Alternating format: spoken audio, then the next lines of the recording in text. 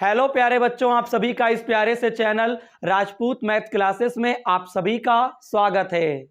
तो बेटे आज की क्लास में हम लोग प्रश्नावली 7n का जो भी बेसिक कॉन्सेप्ट है तो इस कॉन्सेप्ट को आज की वीडियो में हम लोग समझेंगे।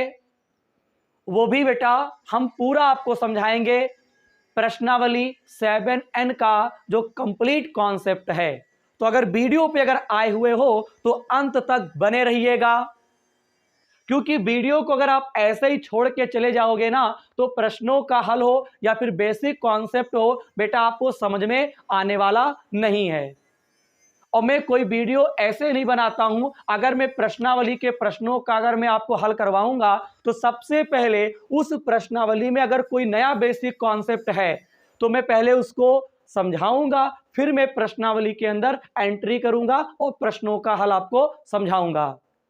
तो आज की वीडियो में इसी प्रश्नावली 7n का हम लोग कंप्लीट बेसिक कॉन्सेप्ट समझेंगे। तो आपको भागना नहीं है, वीडियो में आपकी उपस्थिति जो है वो अंत तक रहनी चाहिए।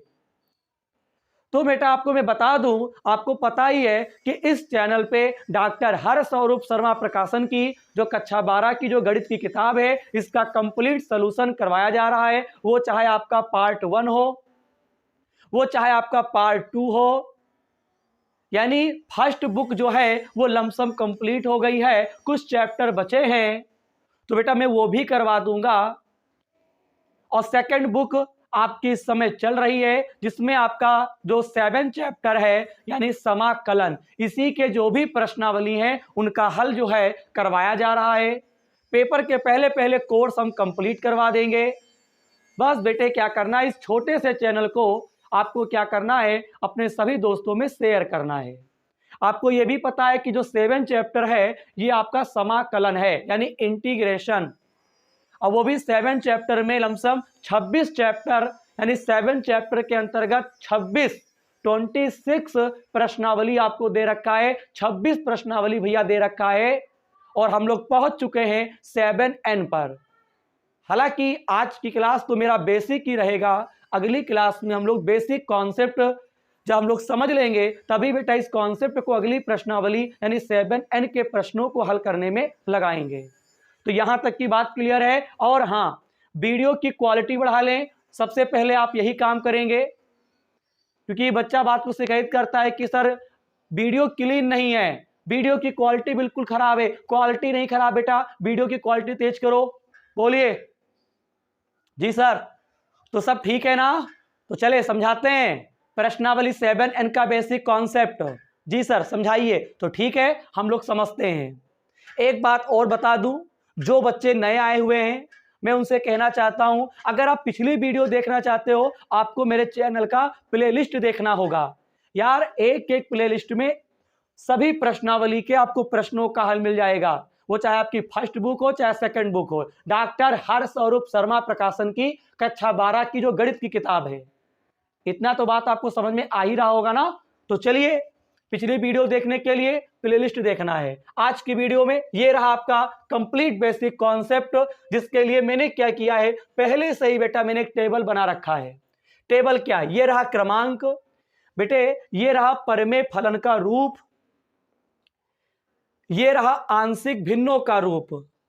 अब प्रश्नावली 7n में आपको जो भी क्वेश्चन मिलेंगे तो उसमें बेटा क्या होगा, आपको परिमेय फलन दे रखे होंगे। परिमेय फलन का मतलब होता है अंश और हर में। तो बेटा सबसे पहले हम क्या करेंगे, इस परिमेय फलन को आंशिक भिन्नों के रूप में तोड़ेंगे। उसके बाद हम लोग इन प्रश्नों का समाकलन कर पाएंगे, वरना बेटा आप प्रश्नों का हल नहीं कर पाओगे, नंबर आपके कट जाएंगे। मैं नहीं चाहता हूं कि आपका एक भी नंबर कटे। तो यार इस चीज को समझना बहुत ही जरूरी है। कठिन कुछ नहीं है, आप जैसा सोच रहे कठिन कुछ नहीं है। आज बेसिक जब हो जाएगा ना, जब मैं प्रश्नावली के प्रश्नों का हल करवाऊंगा तो बेटा आपको समझने में कोई दिक्कत नहीं होगी। हाँ, यहां पे मेन मुद्दा क्या है, आपको परिमेय फलन आपको दे रखा होगा प्रश्नावली 7n में। परिमेय फलन, परिमेय संख्या का तो मतलब आप जानते ही हो, जिसमें अंश और हर होता है और हर का मान 0 नहीं होता, उसे परिमेय संख्या कहते हैं। तो वैसे यहां पे परिमेय आपको फलन दे रखा है। अंश है और हर है। उसको पहले हम लोग सीख लेते हैं आंशिक भिन्नों में तोड़ना। जब आंशिक भिन्न में तोड़ना सीख जाएंगे तब बच्चा जब भी कोई क्वेश्चन आएगा प्रश्नावली 7n में तो उसको पहले तोड़ लेंगे। हमको परिमेय फलन दिया होगा उसको तोड़ लेंगे और फिर क्या होगा, हम लोग समाकलन उस फलन का कर सकते हैं, वो भी आसान तरीके से। ठीक है, तो देखिए कैसे आप याद रखेंगे, थोड़ा आपको याद रखना होगा, बस प्रैक्टिस करेंगे याद हो जाएगा। देखिए यहां पे आपको दे क्या रखे हैं, यहां पे जो पहला नंबर है परिमेय फलन का रूप, बेटा आपको ऊपर से कोई मतलब नहीं है, फिलहाल नीचे से ही मतलब है, हर से आपको मतलब रखना है। आपको दे रखा होगा पी एक्स प्लस क्यू, मैंने यहाँ पे पी और क्यू के पदों में लिया है, वहां पे कुछ भी हो सकता है यार, वहां पे हो सकता है यक्स हो, केवल कोई संख्या हो, ये तब की बात है, हम बताएंगे आपको जब प्रश्नावली के प्रश्नों का हल करवाएंगे। फिलहाल इसको देखो, अगर आपको पी एक्स प्लस क्यू है, ऊपर वाले से नहीं मतलब है, अगर नीचे आपको इस प्रकार से ब्रैकेट मिल जाते हैं, यानी x माइनस ए है, x माइनस बी है, और या तो बटे में आपको इस टाइप से कुछ भी मिल जाएगा। यहां पे ए और बी की बात मैं करूंगा, वहां पे कुछ और हो सकता है, तो बेटा ऐसे परिमेय फलन को आप क्या करोगे, a बटे एक्स माइनस ए लिखेंगे प्लस b बटे एक्स माइनस बी लिखेंगे। अंश से कोई मतलब नहीं है, पी एक्स प्लस क्यू को छोड़ दिया जाएगा, भाई छोड़ दिया जाएगा, भाई छोड़ दिया जाएगा। तो अंश को छोड़ दो, नीचे x माइनस ए है, x माइनस बी है, तो इसको लिख सकते हैं a बटे एक्स माइनस ए प्लस b बटे एक्स माइनस बी। बोलिए जी सर, पहला नंबर हमको समझ में आ गया, तो ठीक है। अगर आपको पी एक्स प्लस क्यू दे रखा हो तब क्या करोगे, नीचे आपको दे रखा है स्क्वायर के रूप में x माइनस ए का होल ऑफ स्क्वायर, जब भी होल ऑफ स्क्वायर होगा तब बच्चा इसको क्या लिखोगे, a के नीचे एक बार आपको बिना स्क्वायर करके लिखना है, और फिर b के नीचे आपको क्या करना है, उसी को लिख के उसके ऊपर स्क्वायर लगा देना है, जैसा कि बेटा मैंने लिख के रखा हुआ है। x माइनस ए का होल ऑफ स्क्वायर था तो a बटे एक्स माइनस ए होगा, b बटे एक्स माइनस ए का होल ऑफ स्क्वायर होगा। यहां तक की बात भैया क्लियर है। अब आगे देखो, ये चीज आप समझ गए, ये चीज आपको समझ में आ गई है, बेटा केवल हर को देखना है, बाकी किसी को नहीं देखना है, नीचे वाले आपको पद देखना है, पदों को, और कुछ नहीं। यहाँ पे एक स्क्वायर वाला पद है, एक बिना स्क्वायर है, और यहाँ पे केवल अचर पद है, यानी स्क्वायर हो और आपका क्या हो देख लेते हैं, यहाँ पे रेखिक हो, यानी कि स्क्वायर यहाँ पे पावर है, यहाँ पे कोई पावर नहीं है, ओनली यक्स है, यहाँ पे अचर पद है। तो बेटा ऐसी सिचुएशन में अगर आपको नीचे इस टाइप से अगर मिल जाते हैं भाई साहब, इस टाइप से ब्रैकेट आपको मिलेंगे, भाई मिलेंगे यार, नहीं मिलेंगे तो बनाएंगे। अब कैसे बनाएंगे, ये प्रश्नावली में सीखेंगे, यहाँ पे तो बेटा हम लोग नियम सीखने आए हैं, ये बेसिक चल रहा है। तो ऐसी स्थिति में क्या करना है, a के नीचे x माइनस ए आ गया, b के नीचे x माइनस बी आ गया, c के नीचे x माइनस सी आ गया। अगर तीन ब्रैकेट आ गए हैं तो a b c मानना है आपको। अब किसी बच्चे के दिमाग में कंफ्यूजन उत्पन्न हो सकता है, अरे सर जी क्या a के नीचे x माइनस बी लिख सकते हैं, बिल्कुल, आप जो है a के नीचे x माइनस बी लिखो या a के नीचे x माइनस ए लिखो, मतलब कि आप इन ब्रैकेटों को a b c के नीचे चेंज भी कर सकते हैं, लेकिन बेटा हर a b c जो आपको लिखा हुआ है इनके नीचे आपका अलग अलग ही लिखा जाएगा। मैं चाहता तो a के नीचे x माइनस सी लिख सकता, b के नीचे x माइनस ए लिख सकता था, c के नीचे चेंज कर सकते हैं। ठीक है, कोई दिक्कत तो नहीं है, अब कंफ्यूजन तो नहीं है भैया, रट्टा मत मारना, अगर पहला होगा तो पहले ए ही के नीचे लिखा जाएगा, ऐसा नहीं है, हम हेर फेर भी कर सकते हैं। लेकिन बेटा मैं तो आपको बता देता हूं, आप ऐसे ही लिखिएगा रूल के हिसाब से। अगर नीचे पहले ये ब्रैकेट है तो ए के नीचे एक्स माइनस है, फिर यहाँ बी के नीचे एक्स माइनस बी, सी के नीचे एक्स माइनस सी, ये चीज आप समझ लो, खाली ये प्रश्न में आपको मिलेगा, मैं बताऊंगा नहीं, अब चिंता क्यों करते हो यार, राजपूत सर पढ़ा रहे हैं। तीन ये आपको नंबर क्लियर हुए, ये तीन नियम आप सीख गए, परिमेय फलन के तीन नियम थे, आंशिक भिन्नों के तीन नियम में बदलना आप सीख गए होंगे, तो एक जोरदार स्क्रीनशॉट। तो ठीक है, आपने स्क्रीनशॉट ले लिया, बहुत बढ़िया। अब ये रहे लास्ट के दो परिमेय फलन का रूप। अगर ऐसा दिया होगा, मान लो होल ऑफ स्क्वायर है और केवल ब्रैकेट है, अंश से कोई मतलब नहीं, तब बच्चा क्या करना, a के नीचे x माइनस ए लिख देना प्लस b के नीचे x माइनस ए का होल ऑफ स्क्वायर, और फिर c के नीचे आपको तीसरा वाला लिखना है। सर जी क्या कह रहे हैं, x माइनस ए का होल ऑफ स्क्वायर, ऐसा आपको ब्रैकेट मिलेगा तो a के नीचे x माइनस ए और b के नीचे होल ऑफ स्क्वायर करके लिख देना, और c के नीचे आपको केवल x माइनस बी लिखना है। बोलिए इसको, इसका हर देख लो, अगर इसके हर इस प्रकार से अगर प्रश्न में मिलेंगे तो आपको ऐसे ही लिखना है। अगर हम 5 नंबर की अगर बात करते हैं बचवा, तो अगर x माइनस ए और आपको द्विघात समीकरण अगर आपको दे रखी है, तब आपको क्या करना है, एक ब्रैकेट, और ये द्विघात समीकरण ब्रैकेट के अंदर अगर दे रखी होगी तो a के नीचे x माइनस ए हो जाएगा और bx प्लस सी आपको ऊपर लिखना है, और इस द्विघात समीकरण को बेटे आपको नीचे लिख देना है। बताओ यहां तक की बात बेटा क्लियर है? चिंता नहीं करना है, आपको केवल इस टेबल को अगर हम बात करें आपको अपनी कॉपी पे बनाना है। आपने कोई कॉपी तो बनाई होगी, अगर आप मेरे चैनल से पढ़ाई करते हो तो मैंने आपको बता रखा था शुरुआत में ही, बच्चा फेयर बना ले, बच्चा फेयर बना ले। आपने फेयर बनाई है ना? ठीक है, अगर बनाई है तो फिर शुरुआत करो एक नए तरीके से। अगर फेयर बनाई है तो शुरुआत करो, क्यों घबराते क्यों यार, आपको ये टेबल आपको बना लेना है।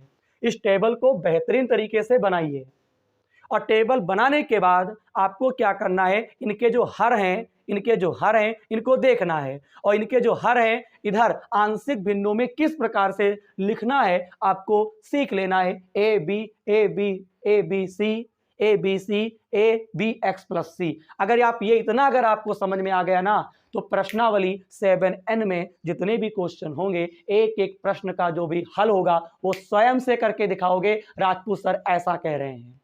तो सब बच्चों ने कंप्लीट कर लिया। अब हम लोग क्या करेंगे, 2 फार्मूले जरा सीख लेते हैं, क्योंकि प्रश्नावली 7N में जो कुछ भी लगेगा, जो सूत्र लगेंगे मैं सब करवा दूंगा। यानी कि प्रश्नावली 7N में जितने भी क्वेश्चन दे रखे हैं, बस केवल प्रश्नों का हल जो है वही केवल आपको समझने में रह जाए। बाकी कोई नया सूत्र है वो मैं इसी वीडियो में बना देता हूं, कोई नियम है वो भी बता देता हूं, ठीक है। बोलिए, तो पहले इसको एक बार कॉपी पे करेंगे। तो उम्मीद करूंगा कि आपने परमेय फलन का जो भी रूप था और उन्हें आंशिक भिन्नों के रूप में किस प्रकार तोड़ना था, इस प्रकार की जो टेबल थी वो आपने कॉपी पे बना लिया होगा। बना लिए ना? तो ठीक है। अब यहाँ पे कुछ फार्मूले हैं, अगर आप इन्हें भी याद कर लेते हैं, इन्हें भी कॉपी पे नोट कर लेते हैं उस टेबल के आगे, तब तो बेटा पूछो ही नहीं, प्रश्नावली 7N के सभी प्रश्नों का हल आप कर देंगे। तो ये रहे आपके 3 सूत्र हैं। समाकलन 1/x और dx, इसको लिखते हैं लॉग माड में x प्लस सी। ये सूत्र तो बेटा आपको बहुत ही पहले से याद होगा। समाकलन 1/x और dx का सूत्र होता है लॉग माड में x प्लस सी। यहाँ पे क्या इंटीग्रेशन dx बटे एक्स स्क्वायर माइनस ए स्क्वायर, इसका बच्चे फार्मूला होता है 1/2a लॉग माड में x माइनस ए बटे एक्स प्लस ए प्लस सी होता है। इसका सूत्र क्या होता है बच्चा, इंटीग्रेशन dx बटे ए स्क्वायर माइनस एक्स स्क्वायर, इसको लिखोगे 1/2a लॉग माड के अंदर a plus x A minus x. यहाँ पे a का मतलब है कि कोई संख्या होगी, कोई अंक होगा, और x का मतलब चर होगा, यानी अचर का स्क्वायर, चर का स्क्वायर, अचर का स्क्वायर यानी चर का स्क्वायर, यानी कि संख्या का स्क्वायर, और आपको x का स्क्वायर, और बीच में माइनस अगर दिया है तो बेटा आपको ये वाला फार्मूला अप्लाई करना है। यानी संख्या का स्क्वायर पहले है और चर का स्क्वायर अगर बात को है तो आपको बेटा ये सूत्र लगाना है। और यहाँ पे क्या करना है, अगर चर का स्क्वायर पहले है और संख्या का स्क्वायर बाद को है और बीच में माइनस का निशान है, ऐसी पोजीशन में आपको ये फार्मूला आपको लगा देना है। इसका क्या है, 1/x का लॉग माड में x प्लस सी।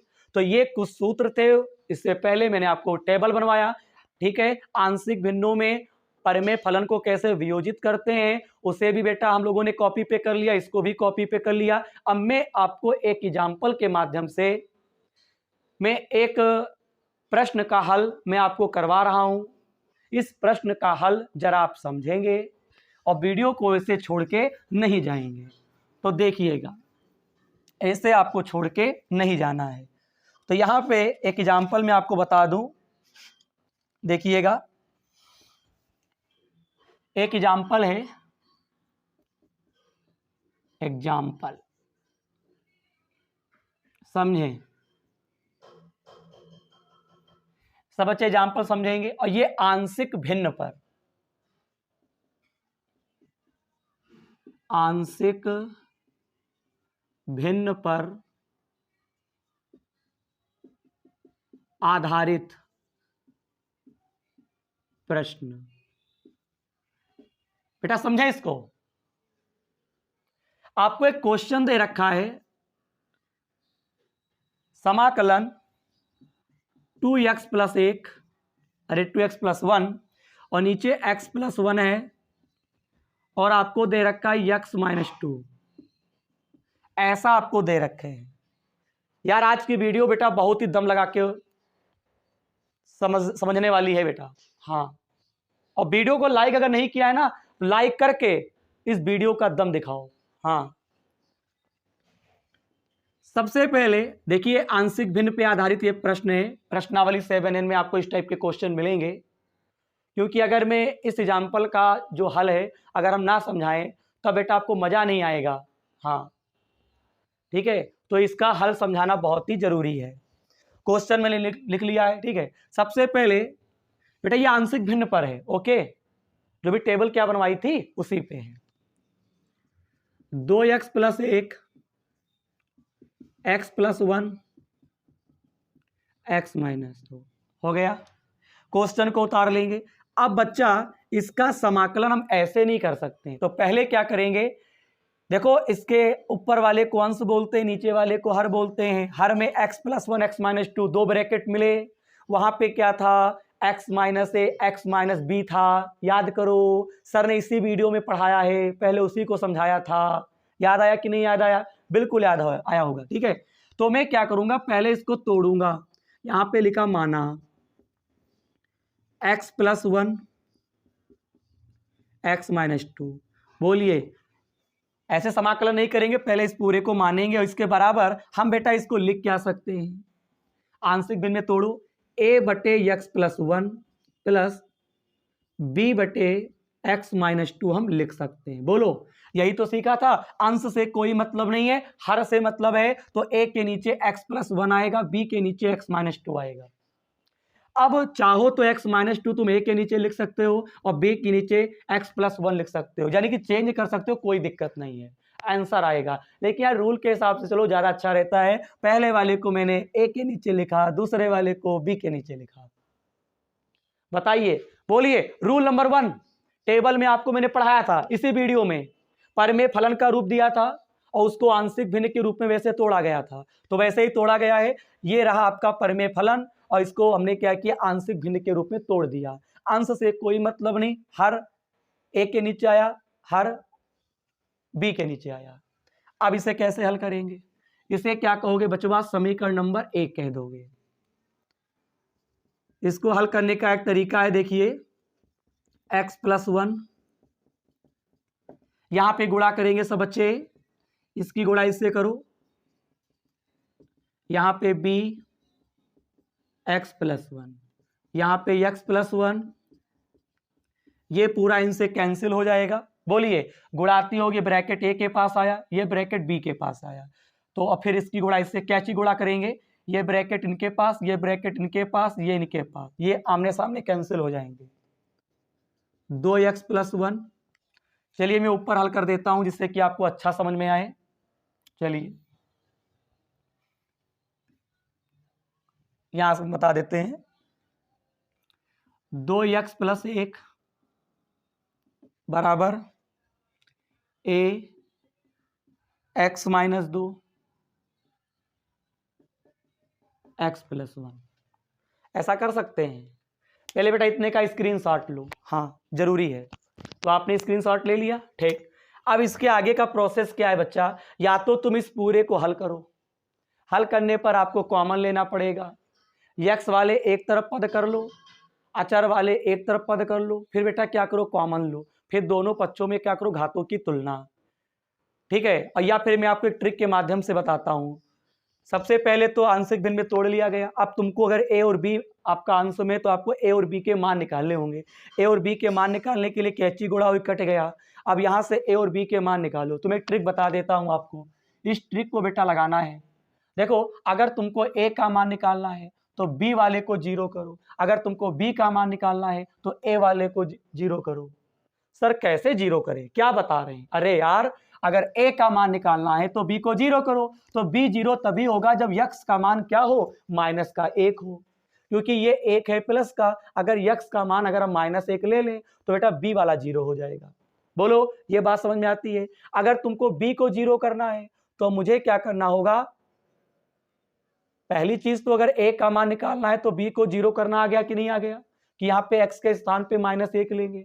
अगर हमको क्या करना है, ए को जीरो करना है तो मुझको एक्स का मान प्लस का 2 लेना होगा, क्योंकि ये -2 है और यहाँ प्लस का 2 रखोगे तो बेटा ये पूरा जीरो हो गया, उससे बी का मान आ जाएगा। ये बात समझ में आती है? तो पहले यहाँ तक करो और फिर बेटा आप सोच लो कि हमको बी को जीरो कर दिया है, तो बी को जीरो करने के लिए यक्स का आखिरकार मान क्या लेंगे? तो यक्स का मान आपको लेना पड़ेगा -1। समझ गए होंगे यार? x बराबर -1, देखो यहाँ -1 रखोगे तो बी जीरो हो जाएगा। अब 2x प्लस, अब ये जीरो हो गया, ये उतार लो।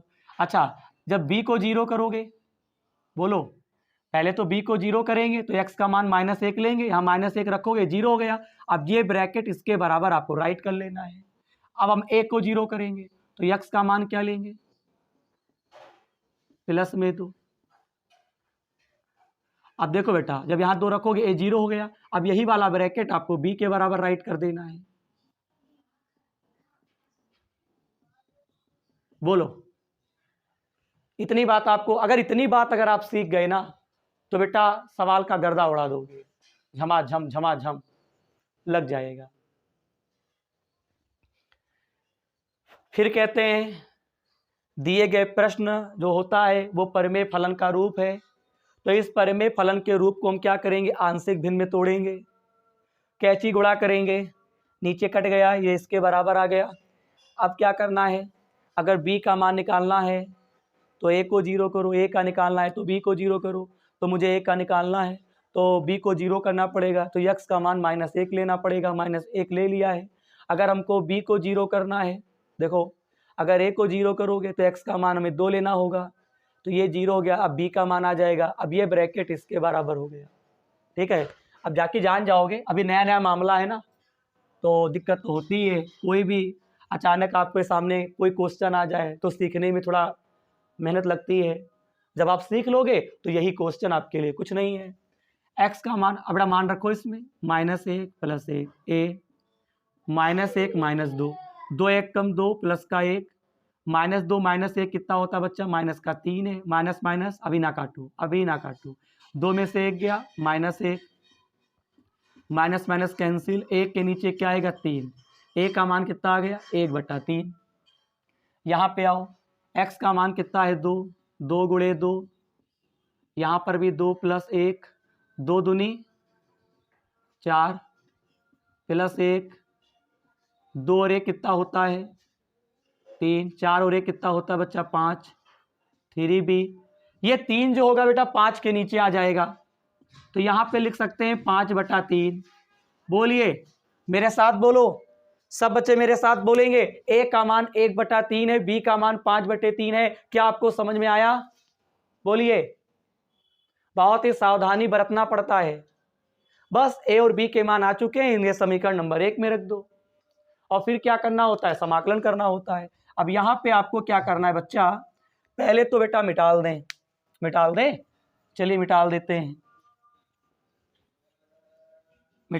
हैं बेटा। इसी के नीचे आपको लगाना है, देखो मैं बता देता हूं आपको, समझो जरा समझेंगे बच्चे।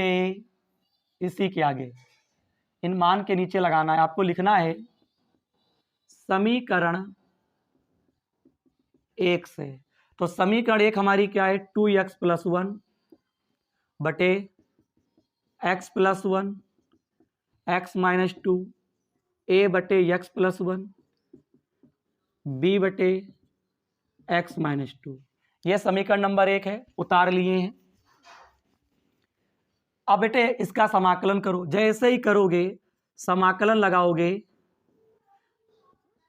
x प्लस 1, यहाँ dx आ जाएगा। जैसे ही समाकलन सिंबल लगाओगे dx आ जाएगा।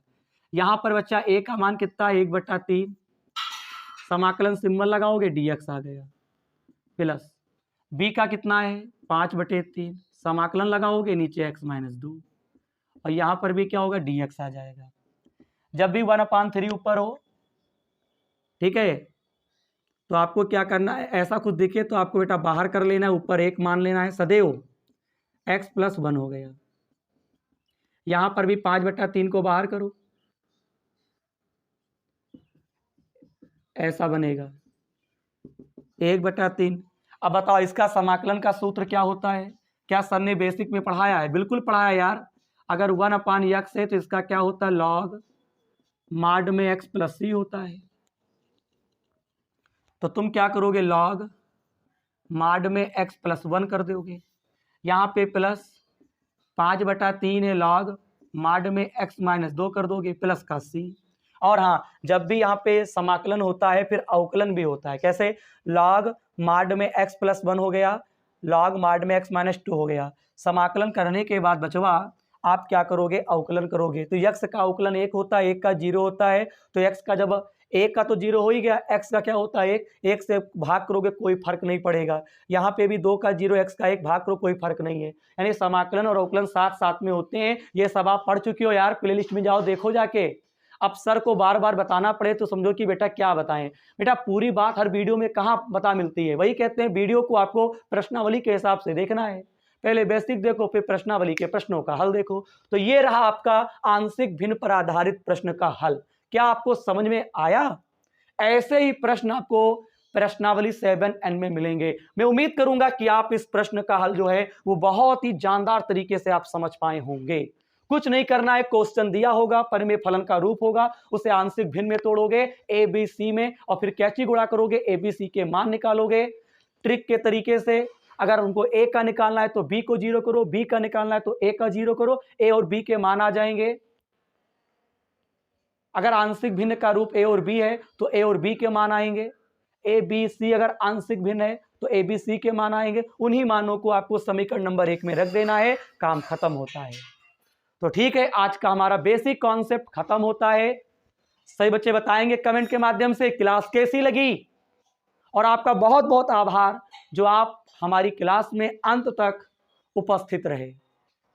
ऐसे ही आपको उपस्थित होना भी है और अपने दोस्तों में बताना है इस वीडियो के बारे में, उन्हें भी इसी क्लास में आपको उपस्थित करवाना है। क्लास कैसी लगी, क्या कमी रह गई, आपको बेटा कमेंट के माध्यम से बेटा जरूर बताना है। यार कमेंट करने में या वीडियो को लाइक करने में या चैनल को सब्सक्राइब करने में कुछ नहीं होता है। टीचर को रुपए नहीं मिलने लगेंगे, ये गलत सोच आपकी है। बस ये कि बेटा टीचर को एक बहुत ही बड़ा मोटिवेशन मिलता है। जब टीचर कुछ आपके लिए कर रहा है तो बेटा आपको भी कुछ उसके लिए करना चाहिए। बताइए, ठीक है? मैं सही कह रहा हूं कि नहीं कह रहा हूं? अगर सही कह रहा हूं तो फिर कहते हैं बहुत बहुत धन्यवाद जो आप हमारी वीडियो में अंत तक बने रहे। पिछली वीडियो के लिए प्लेलिस्ट का यूज करेंगे, आने वाली वीडियो के लिए भी आपको प्लेलिस्ट का यूज करना होगा। तो मिलते हैं अगली क्लास में इसी ऊर्जा के साथ। जय हिंद, जय भारत।